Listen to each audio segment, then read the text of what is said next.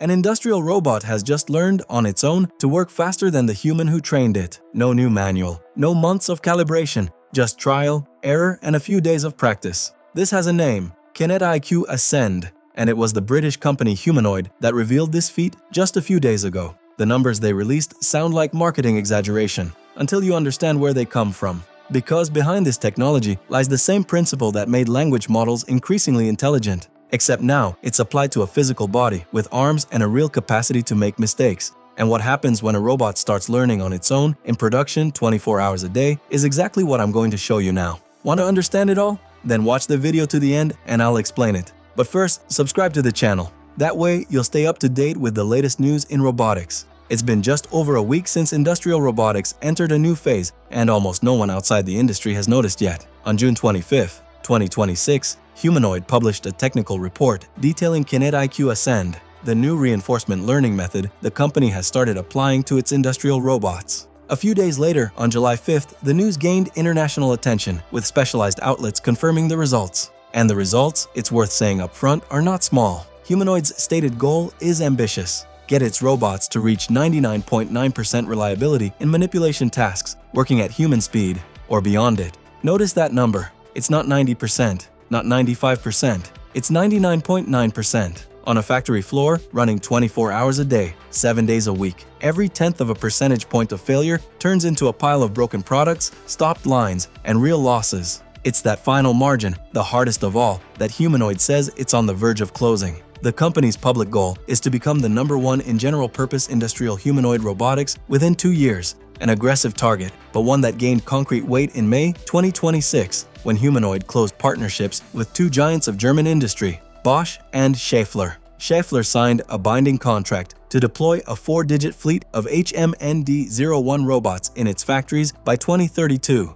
with the first systems going into operation in Germany still in 2026. Bosch, for its part, became a manufacturing partner, applying its own design for excellence method to scale up production of the robot after a successful practical trial at one of the company's logistics units in the German city of Buhl. In other words, before this announcement, Humanoid had already proven it knew how to build serious industrial partnerships. What was missing was proof that the robot, in practice, could keep up the pace of a production line without failing. And that's exactly the gap KinetIQ Ascend is trying to close. Until now, the entire industry's standard method for teaching a robot to manipulate objects was so-called imitation learning. You record a human operating the robot by remote control, and the AI model learns to copy those movements. It works well for creating impressive demonstrations. The problem is that a robot trained this way can never be faster or more precise than the person who taught it. It copies, it doesn't surpass. Humanoid decided to confront that ceiling head-on. Instead of just imitating KinetIQ, Ascend lets the robot practice the task on its own, making mistakes, adjusting, and learning from its own experience, without depending on more human recordings. And the numbers the company released, tested on real factory tasks, tell that story in a way that's hard to ignore. In the first task tested, called machine tending, a robot had to pull bearing rings out of a full bin and place them one by one onto a conveyor belt. After applying KinetIQ Ascend, throughput, that is, the number of parts processed per hour, rose 42%. The robot began operating at 1.5 times the speed of the original human demonstrations. In the second task, a robot had to pick an item out of a disorganized bin and hand it directly to a person, the kind of interaction you'd see in a store or a distribution center. Here, the gain was even more striking. Throughput 85% higher, and the success rate rose from 80% to 98%. And in the third task, considered the most complex, the robot had to lift a plastic tote off the table using both arms at once. A bimanual coordination none of the previous tasks required. The result? Throughput more than doubled, and the success rate jumped from 78% to 99%.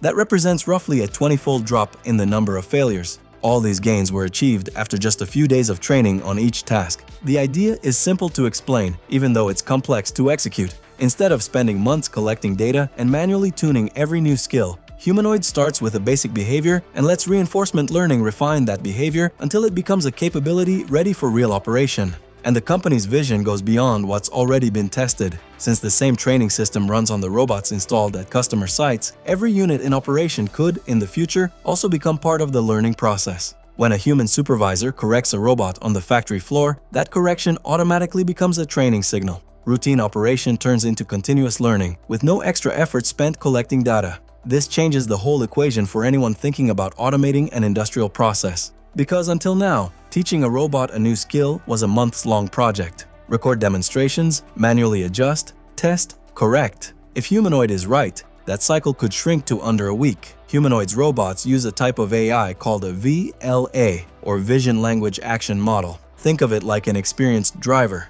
It sees the road, understands a verbal instruction, and converts all of that into movements of the steering wheel and the pedal in a single continuous sequence without needing to think through each step separately. In practice, the VLA takes the image the robot's camera is capturing at that instant and turns it directly into movement commands for the arms and hands. It's this system that lets the robot look at a messy bin of parts and decide in real time how and where to position its fingers to pick one up. Until now, these models were trained only through imitation, that same demonstration learning I mentioned in the previous block. And the limit of that approach is a bit like learning to cook by watching a chef's videos without ever being able to adjust the seasoning yourself. Technically, the model learns to reproduce a sequence of movements recorded by a human operating the robot remotely. The practical consequence is harsh. No matter how much data you collect, a copy will never legitimately be faster or safer than the original it's copying. And worse, the model never learns what not to do, because it only sees examples of success. Reinforcement learning changes that logic at the root. The simplest analogy is a child learning to ride a bike. They don't learn by watching videos of someone else pedaling. They learn by falling, adjusting their balance, and trying again.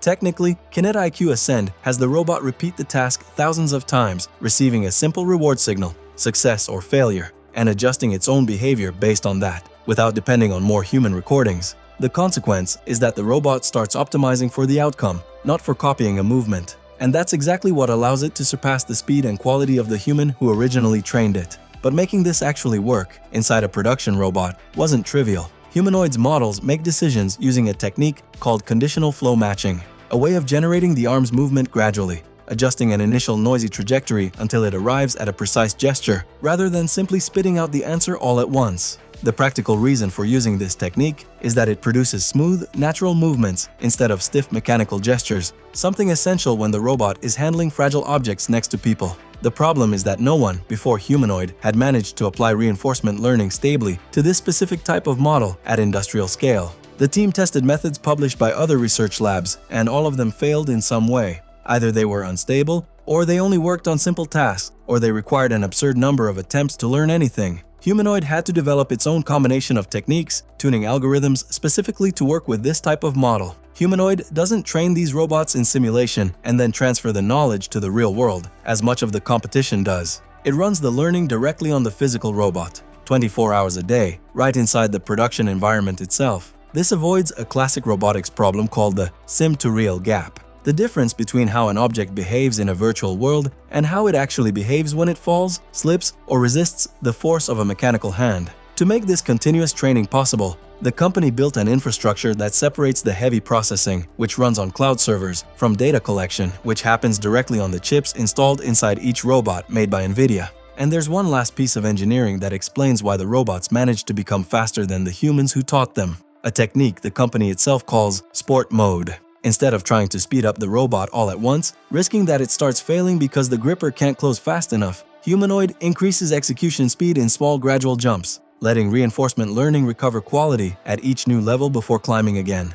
That's how the company managed to get its robots operating up to 50% faster than the original human demonstrations without losing precision along the way. All the tests released were performed on Humanoid's Alpha bimanual system, the version of the HMND-01 robot equipped with 2 articulated arms used specifically for fine manipulation tasks. In the 3 industrial tasks tested, machine tending, item sorting in bins, and bimanual handling of plastic totes, the robot always started from a basic model trained by imitation, and reinforcement learning was applied for just a few days in each case. 5 days for the machine tending task, 3 days for the item sorting task, and 4 days for tote handling. The capability that most caught researchers' attention was generalization.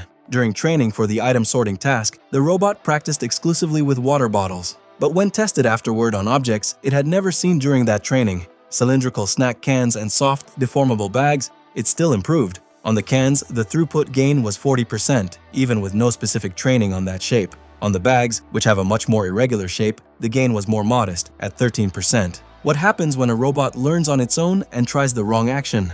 The answer Humanoid is building isn't philosophical, it's engineering. Force sensors that stop the movement before it turns into damage, simple rewards that penalize recoverable failures, and a constant comparison system that keeps the company from mistaking real progress for environmental noise. But the bigger point, what this news really represents, is a turning point in how the entire industry teaches robots. Moving away from the learn by copying a perfect example model toward the learn by living the consequence of your own mistake model. The same leap that, just a few years ago, turned language models into reasoning systems. If this curve really scales the way Humanoid promises, the distance between a demo robot and a reliable production robot could shrink from years to months. Would you trust your company's operations or your own job right next to a machine to a robot that learns by testing real mistakes inside the production environment, knowing that every mistake before it becomes learning can still cost you dearly? Leave your answer in the comments. If you liked the video, hit like and subscribe to the channel. That way, you'll always get notified about new videos. See you next time.